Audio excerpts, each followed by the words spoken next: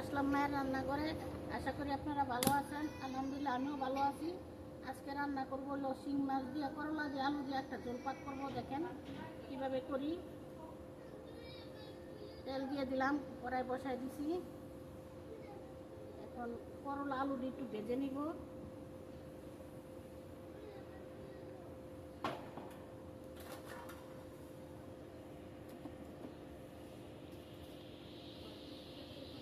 করলা আলু দিয়ে দিলাম, ভেজে নিব।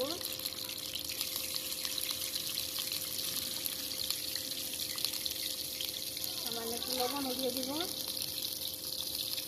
অল্প একটু হলুদের পাতি দিয়ে দিব, নাড়া দিয়ে দিব। ভাজা হোক। আমার আলু করলা ভাজা হয়ে গেছে, এখন তুলে নিব।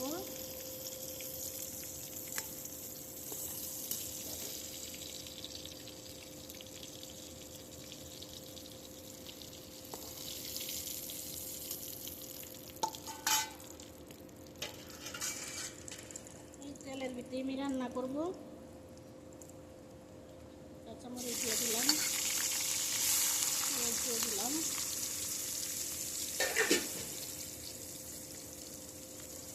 পরিমাণ মতো লবণ দিব। ওটা তো ভাজার সময় লবণ দিয়েছিলাম, অল্প একটু দিব।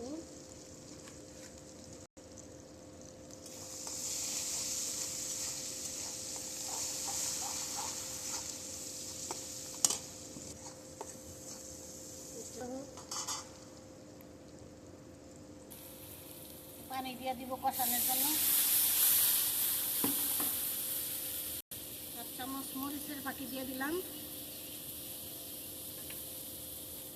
1 চামচ দইনার ফাঁকি দিয়ে দিলাম। দইনার ফাঁকি পুষিয়ে ভুল হয়েছে, তখন হলুদ দিছিলাম। এখন দইনার ফাঁকি দিয়ে দিলাম 1/2 চামচ। 1/2 চামচ তো একটু কম জিরার ফাঁকি। এখন কষায় নিব।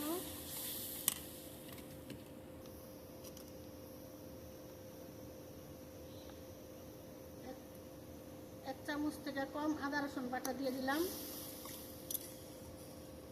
অল্প একটু তরকারি, করলা আলু ভেজে নিয়েছিলাম, ওগুলা দিয়ে দিব। এখন দিয়ে একটু কষায় নিব ভালো করে। এখন একটু ঢেকে দিব। ঢেকে দিলাম। এখন আমার কষানো হয়ে গেছে।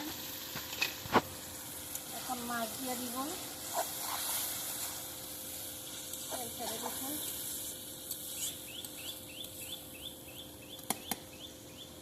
মাছ দিয়ে দিব, শিং মাছ, বড় বড় শিং।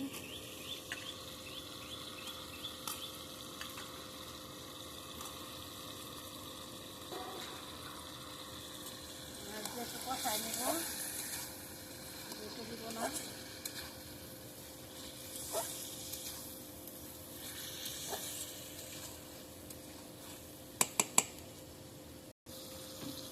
আমার কষানো হয়ে গেছে। এখন একটু ঝোল দিয়ে দিব। ঝুলি রান্না করবো।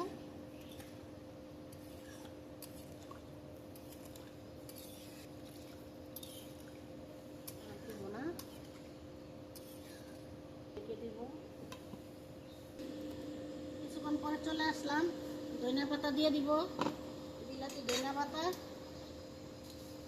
আমি নিজেই লাগাইছি। ধনিয়া পাতা দিয়ে দিলাম। এখন লাড়া দিয়ে দিব। আর লাড়া দেওয়া লাগবে না, তো ঢেকে দিব। তরকারি হয়ে গেছে, এখন নামাই নিব। দেখুন বন্ধুরা, আমার ভিডিওটা যদি আপনাদের ভালো লেগে থাকে তাহলে লাইক, সাবস্ক্রাইব, শেয়ার করে দিবেন। বন্ধুরা, আমার রান্না শেষ।